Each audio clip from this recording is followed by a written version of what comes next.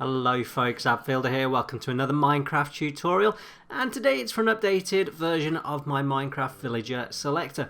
Before we get into that, I would just like to remind you to please subscribe to my channel. The previous version of my selector is one of my most popular videos. It gets no subscribers. It does get likes, it does get viewers, but it gets no subscribers. I'd really appreciate it if you'd subscribe to my content. I'll even put an arrow on the screen pointing to the button you need to click now.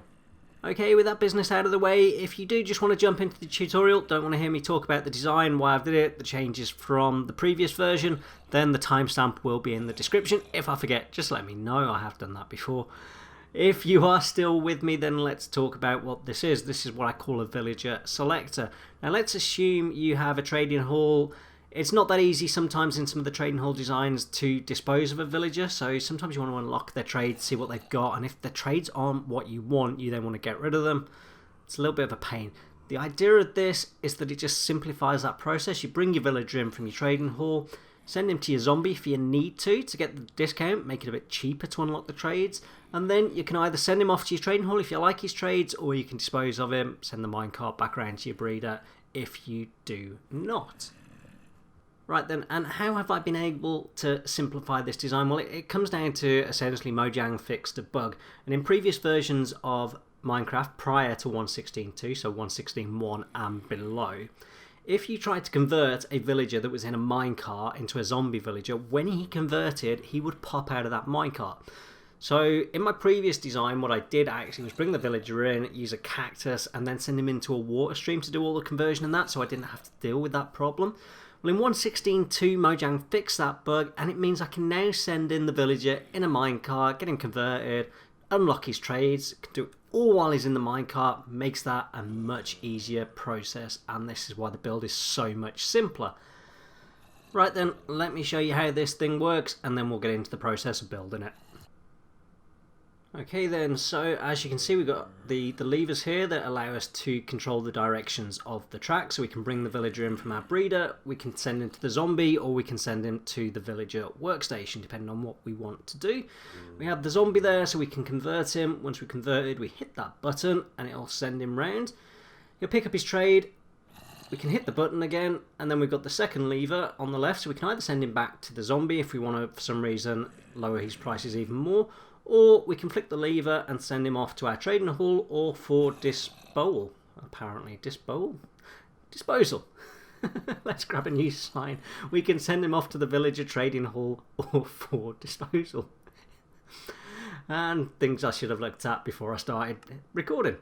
Okay, so in a nutshell, that is utterly how it works. And as you can see, if you change those tracks, you can send the minecarts to a different location. So we'll put a villager in there. I'll put a zombie in there just to kind of scare him towards the cart. Let's see if we can get him in. There we go. So away he goes. He jumps over there and over to the zombie, who will now convert him in 1.16.2 and above. There we go. In 1.16.1 or below, he would have popped out that minecart and we would have had a problem. Okay, we can hit the button, send him round. Potion of weakness, splash potion of weakness, and the golden apples convert him. And in a few minutes time we will have a villager. So as you can see, I've skipped that wait period because it can take 5 minutes, and there you can see he's already picked up the weaponsmith trade, and this is one where we might want to pick it up and see what enchants are on the diamond tools, or the diamond weapons rather. And at this point, if we wanted more discounts, we could send him back.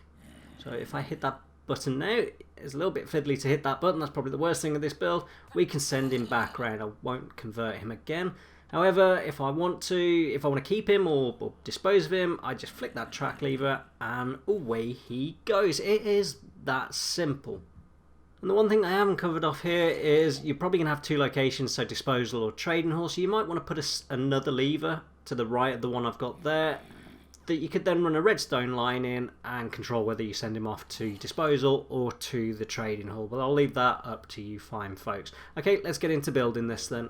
Here is the material list that you'll need to build this. So you're going to need some building blocks of your choice. So I've used smooth stone, some slabs just for the roof, some rail, some powered rail, some glowstone just to light the thing up, a couple of levers, a couple of redstone torches to power those two rails that you can see there, a couple of buttons, and then your villager workstations. So I've just used a grindstone here, but whatever villagers you need, just stick the workstation in there.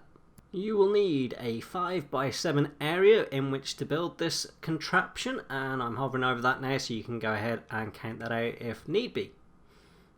Go into the back right hand corner, knock out that block there and place in a bottom half slab. You want to get your zombie in here. Now in survival I would surround that and use a water stream to force the zombie in place. Once you've done that, you can go ahead and trap him in position by placing a top half slab on the second block up like so. And I'm just going to go ahead and put my zombie in. Now don't forget, once you've got him in, to give him something to hold if he will hold something, otherwise name tag him. And we're going to go ahead and call this guy Bob. There we go, name tag, so he will not despawn. Okay, well that's the hardest part of the build. You'll be glad to know everything else from here on out is nice and simple, so you can go ahead and surround him with the building block of your choice. Like so, and then just bring these building blocks all the way around the edge like that. So on the right hand side it's going to be too wide, and that's just to trap the zombie in place, keep him safe. On the left it's all just a single block. Nice and simple. Okay, at the back here you want a powered rail. You do not need to power it, then another powered rail, then an unpowered rail, and do the same on the opposite side. So powered, unpowered, powered, unpowered, and then you can join those two up if you want.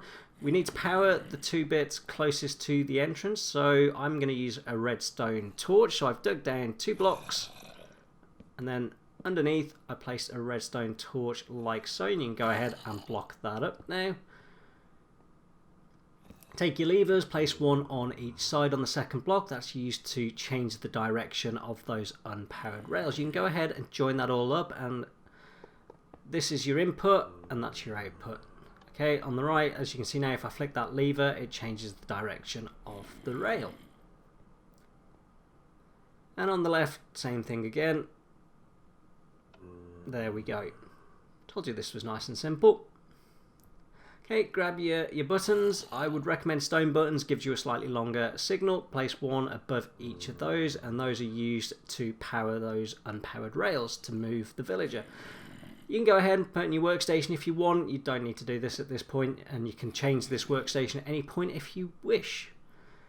That is the mechanics of this thing done, so we're going to go ahead and take our slabs and slab up the entire build now.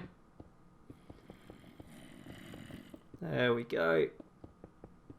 And the last thing I'd recommend you do is place in some light sources. Now you can go ahead and absolutely make this look a lot fancier. You could go ahead and put a door in the back wall if you wish. For simplicity of the tutorial, I have not bothered, as you can see. Well there folks, that is the build. Actually, it's completely done, as you can see. Identical. So there you have it. The input's always on the right, the output is on the left as we're looking at it there. I think I've shown you everything I need to show you about this build. If you have enjoyed this tutorial, hit the like button, and as I said earlier, please, please, please, if you have enjoyed and you have used this video and you would love to see more of my content, hit that subscribe button. Anyway folks, I'm Upfielder. That's all I've got time for. Goodbye.